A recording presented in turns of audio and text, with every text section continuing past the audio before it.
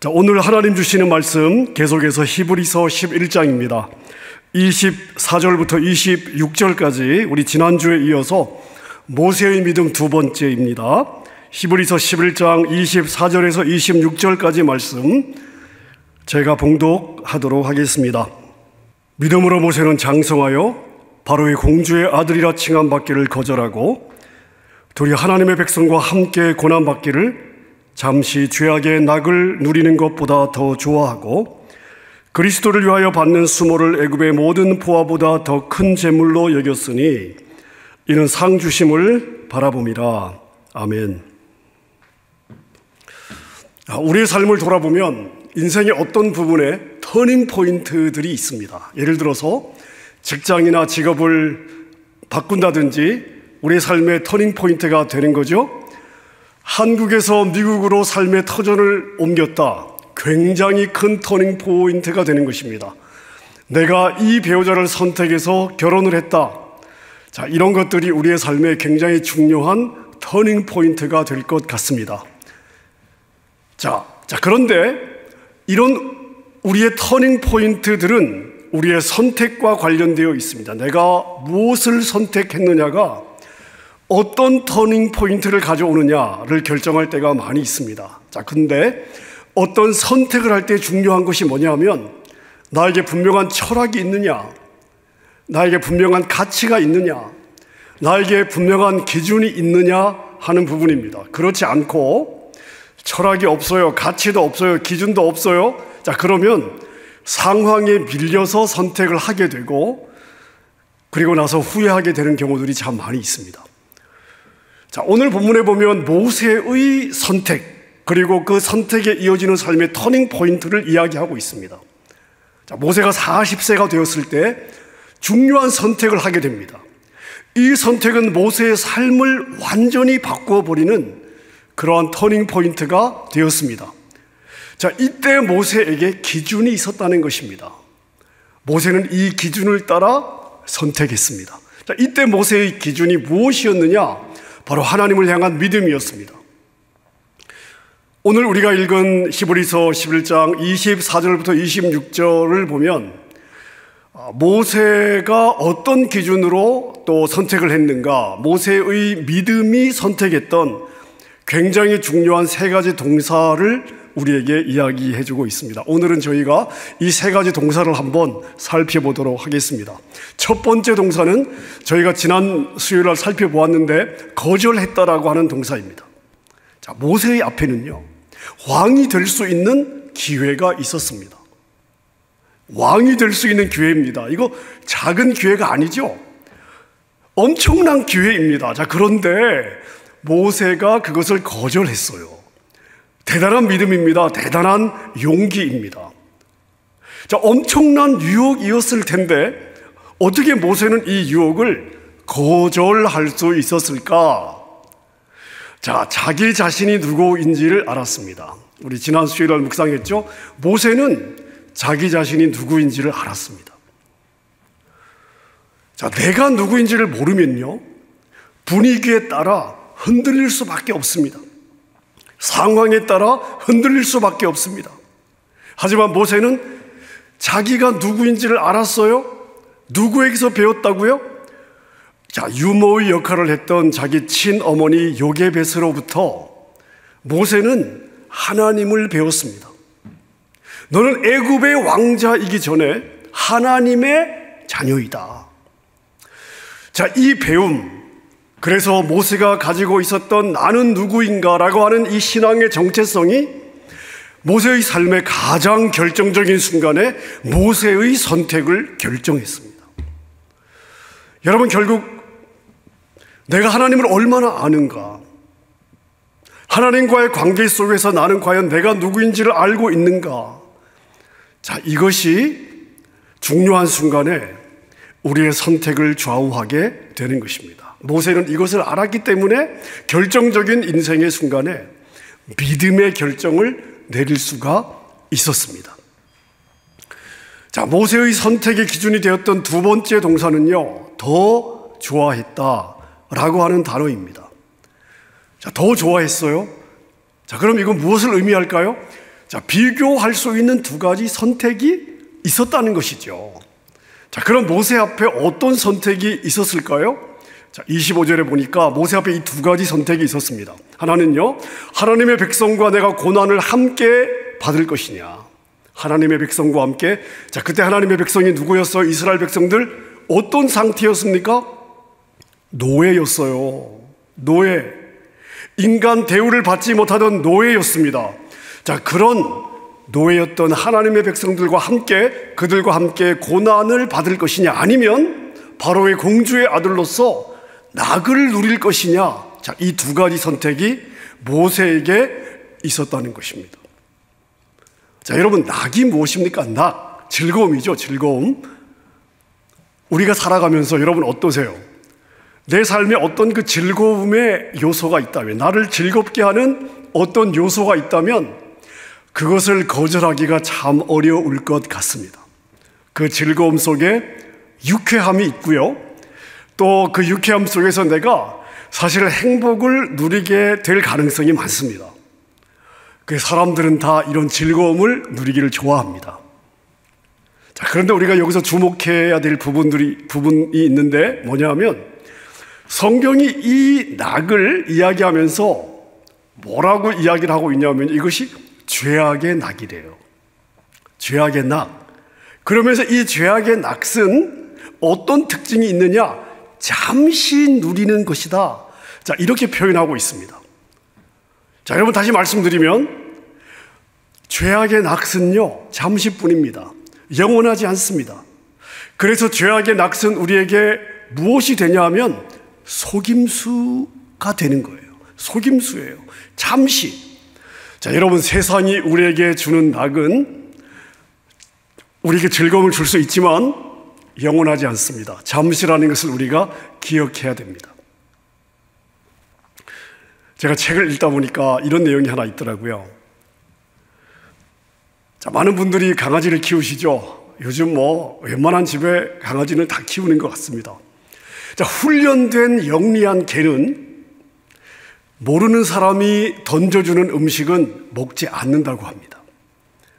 아무리 맛있는 고기 덩어리를 던져주어도 막 꼬리를 흔들면서 와서 먹지 않는데요. 주인의 허락이 없이는 먹지 않는다는 것입니다. 자, 왜냐하면 도둑이나 특별히 보신탕감을 노리는 도둑놈들은 고기 덩어리에 뭐를 넣어요? 독을 넣기 때문에. 그 고기에 눈이 어두워서 고기를 먹으면 어떻게 돼요? 잠시 고기 씹는 아주 달콤한 맛이 있어요. 하지만 그것 때문에 어떻게 됩니까? 죽는 거예요. 자, 여러분 생각해 보십시오.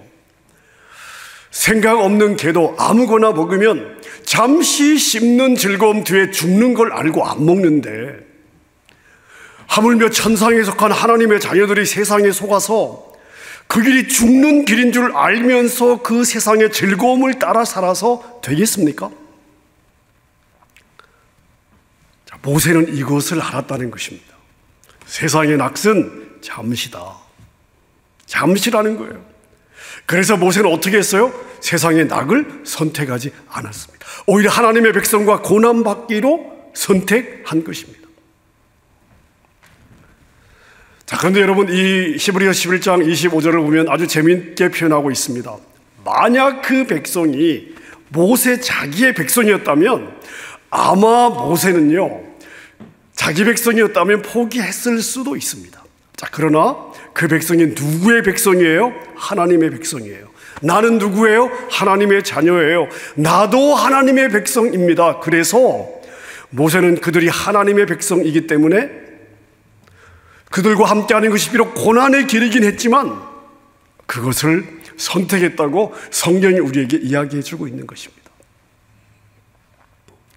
만약 모세가 바로의 공주의 아들로 계속 그 자리에 머물러 있었더라면 어떻게 되었을까요? 애굽의 왕이 될 수도 있었어요. 여러분, 잠시 동안 정말 세상의 모든 부귀영화를 다 누렸을 겁니다. 자, 그랬다면 애굽 사람으로부터는 신이라고 칭송을 받았겠죠? 죽고 나서는요, 육신이 썩지 않도록 미라로 잘 보관되었을 것입니다. 자, 그러나 그의 육신은 미라로 보존이 될 수도 있었겠지만 그의 영혼은 어떻게 되었을까요? 꺼지지 않는 지옥불에서 지금도 고통을 당하고 있을 것입니다. 사랑하는 여러분, 우리에게 순간순간 다가오는 많은 유혹들이 있습니다. 자, 이러한 유혹 앞에서 예수님은 뭐라고 말씀하시냐면 마태복음 7장에 보니까 이렇게 말씀하십니다. 좁은 문으로 들어가라. 멸망으로 인도하는 문은 크고 그 길이 넓어 그리로 들어가는 자가 많고 생명으로 인도하는 문은 좁고 길이 협착하여 찾는 자가 적음이다. 여러분, 모든 선택의 순간마다 죄악의 낙은 잠시뿐임을 기억하시고 항상 주님의 백성들과 함께 주님의 고난에 동참하기로 선택하는 그러한 우리 성도님들 될 수 있기를 부탁드립니다. 자, 모세가 선택할 때 이 세 번째 특징은 뭐냐면요, 바라보았습니다. 바라보았다. 26절을 제가 읽겠습니다. 그리스도를 위하여 받는 수모를 애굽의 모든 보화보다 더 큰 재물로 여겼으니 이는 상 주심을 바라봄이라. 여러분, 아멘입니까? 아멘이죠. 세상의 낚시 잠시뿐임을 알고 거절할 수 있었던 힘, 미천한 노예였던 하나님의 백성들과 함께 고난받는 것을 선택할 수 있었던 믿음의 힘은 어떻게 가능했어요? 그 앞에 상 주시는 분이 있다는 것을 보았기 때문입니다. 여러분, 이것이 바로 모세의 믿음의 뿌리예요. 뿌리. 모세가 선택할 때, 모세가 어떤 선택 앞에서 모세의 선택의 기준이 되었던 가장 중요한 기준이 무엇이에요? 상 주시는 분, 상 주시는 분이 계시다라고 하는 것을 모세가 보고 있었다는 것입니다. 물론 그 당시 세상 사람들은 모세의 선택을 어떻게 했을까요? 비웃었을 것입니다. 모세의 경쟁자들은 속으로 회심의 미소를 지었을 것입니다. 어리석은 사람이라고 손가락질을 했을 것입니다. 만약 모세도 더 큰 상급 주시는 분을 보지 못했더라면 왕의 자리, 애굽의 궁정의 재화, 바로의 공주의 아들로서 갖는 이 권력의 달콤함을 포기할 수 없었을 것입니다. 여러분, 제가 몇 주 전에 마이크로소프트의 빌 게이츠 회장에 대해서 이야기를 제가 드렸는데요. 제가 오늘 한 번 더 언급을 좀 하고 싶습니다. 이 빌 게이츠가 1973년에 모든 사람이 부러워하는 하버드 대학 법대에 입학했습니다. 그리고 1975년에 3학년 때, 대학 3학년 때, 주니어 때 학교를 중퇴하죠. 여러분, 그때나 지금이나 하버드는 미국 최고의 대학입니다. 자, 근데 최고의 대학에 입학해서 왜 졸업도 하지 않고 중퇴했을까요? 그 당시 이 빌 게이츠는 컴퓨터라고 하는 새로운 분야에 눈이 열렸습니다. 그래서 마이크로소프트라고 하는 윈도우 회사를 차려야 되겠다고 하는 그러한 계획을 세웠습니다.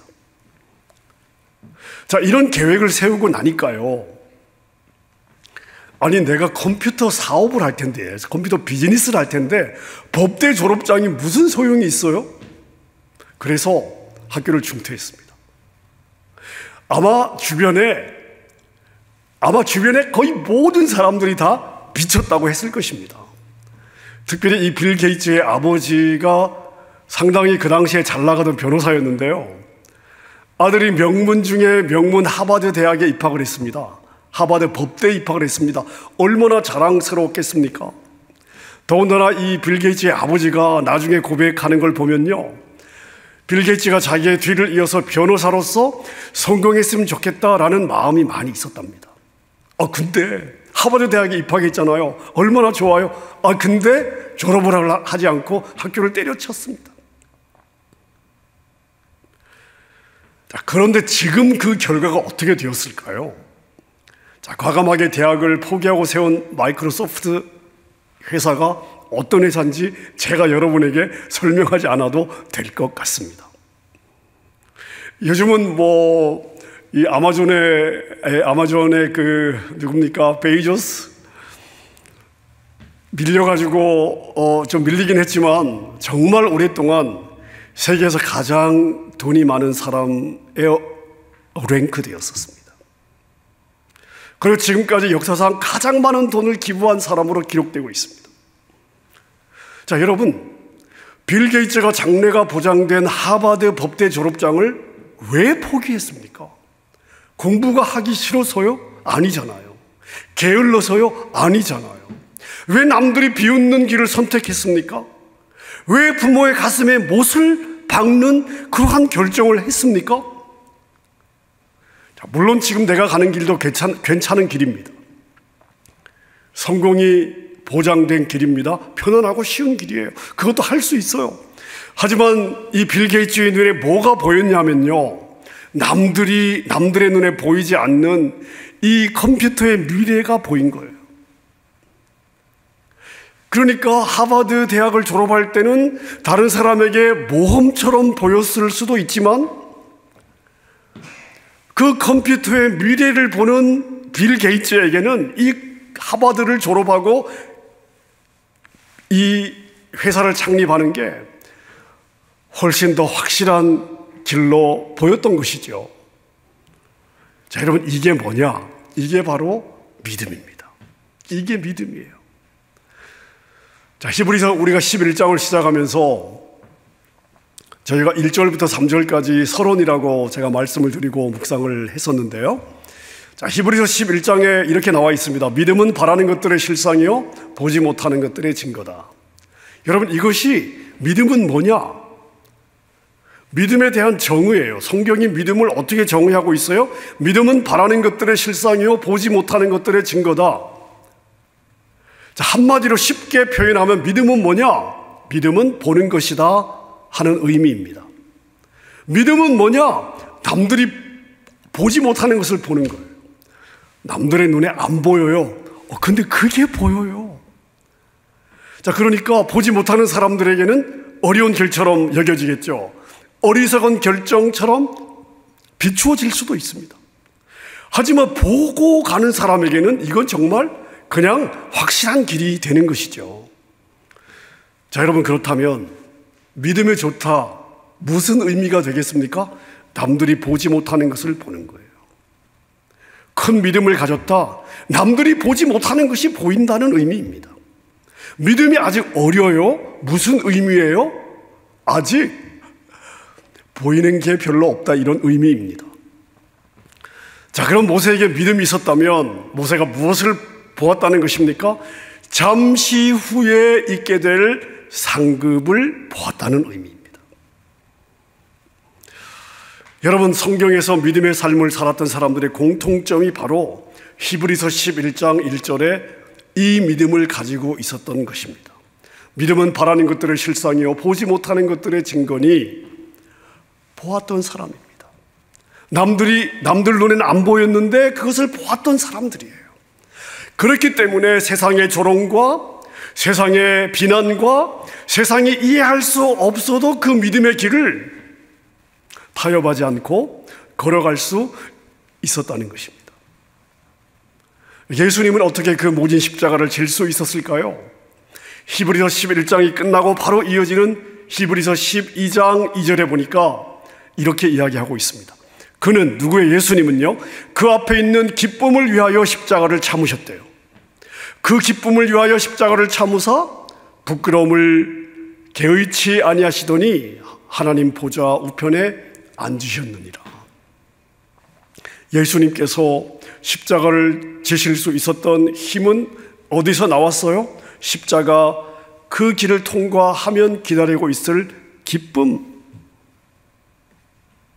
하나님의 보좌, 예수님은 그걸 보셨다는 것입니다. 바울 사도도 이렇게 이야기하고 있지 않습니까? 로마서 8장 18절에 보니까 현재의 고난은 장차 올 영광과 좋게 비교할 수 있다 없다? 없다고요. 여러분, 장차 올 영광이 보이면 어떻게 할 수 있다? 현재의 고난은 넉넉히 이겨낼 수 있다. 여러분, 이것이 여러분에게 아멘이 되시기를 바랍니다. 그래서 바울은 고린도 교회의 성도들에게 이렇게 권면하고 있습니다. 그러므로 내 사랑하는 형제들아, 견실하며 흔들리지 말고 항상 주의 일에 더욱 힘쓰는 자들이 되라. 이는 너희 수고가 주 안에서 헛되지 않은 줄 압니다. 너희 수고가 주 안에서 결코 헛되지 않을 것이니까 사랑하는 형제들아, 견실하고 흔들리지 말고 항상 주의 일에 더욱 힘쓰는 자가 되라고 권면할 수가 있었습니다. 사랑하는 여러분, 육신의 눈에 보이는 것이 다가 아닙니다. 영의 눈이 열려져야 돼요. 믿음의 눈이 열려야 됩니다. 여러분의 눈에 상 주시는 분, 영광의 주님이 먼저 늘 보일 수 있기를 바랍니다. 말씀을 정리하겠습니다. 여러분, 지난 한 주간 세상에서 살아가면서 하나님이냐 세상이냐, 신앙이냐 돈이냐, 내가 내 믿음의 지조를 지킬 것이냐 아니면 세상과 타협할 것이냐, 이 둘 사이에 갈등했던 적은 없으십니까? 눈 한번 꾹 감으면 적당히 넘어갈 수 있습니다. 자, 그래서 적당히 넘어가려고 했는데 마음이 편안하지가 않아요. 여러분, 만약 그랬다면 그건 여러분 안에 계신 성령님께서 여러분을 불편하게 하신 거예요. 여러분의 마음이 불편했다면 그건 하나님이 기뻐하시는 일이 아닌 것이죠. 여러분, 이때 성령님이 내 마음을 불편하게 하실 때, 나의 어떤 선택 앞에서 성령님이 내 안에 불편함을 주실 때, 이것은 하나님이 기뻐하시는 것이 아니구나 깨닫고 과감하게 세상을 거절하고 그리스도의 고난의 편에 설 수 있는 여러분들이 되어야 될 줄로 믿습니다. 여러분, 우리 몸은 세상에 있습니다. 우리 몸이 세상에 있기 때문에 만약 우리가 영원한 나라를 볼 수가 없다면 우리는 결코 하나님의 나라를 선택하기가 어렵습니다. 우리가 하나님 나라를 볼 수 없다면 우리는 내 몸의 감각이 이끄는 대로 몸이 좋아하는 것을 선택할 수밖에 없습니다. 그래, 다시 한번 여러분 권면하면서 제가 도전합니다. 주여, 나의 눈을 열어 주시옵소서. 영의 눈, 믿음의 눈을 열어 주시옵소서. 여러분, 이 눈이 열리기를 주님의 이름으로 축원합니다. 언제 어디서나 어떤 상황에서도 하나님의 가치가 먼저 보이는 여러분 될 수 있기를 축원합니다. 여러분, 기억하십시오. 내가 주님의 가치 때문에 세상의 즐거움과 세상의 유익을 포기하면 내가 손해보는 게 아니에요. 여러분, 내가 손해보는 것이 아닙니다.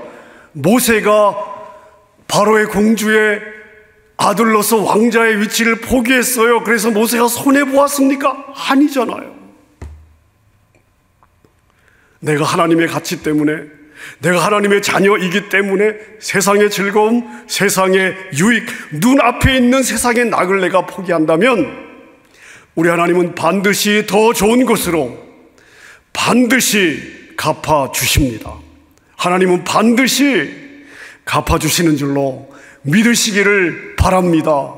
사랑하는 여러분, 이걸 믿으시고 모세와 같은 믿음의 사람으로 살아주시기를 부탁합니다. 우리 LA 사랑의 교회 모든 성도들이 소원합니다. 제2의 모세, 제3의 모세로 살아내서 세상을 그리스도의 빛으로, 여러분들의 삶의 현장을 그리스도의 향기로 덮을 수 있기를 우리 존귀하신 주님의 이름으로 축원합니다.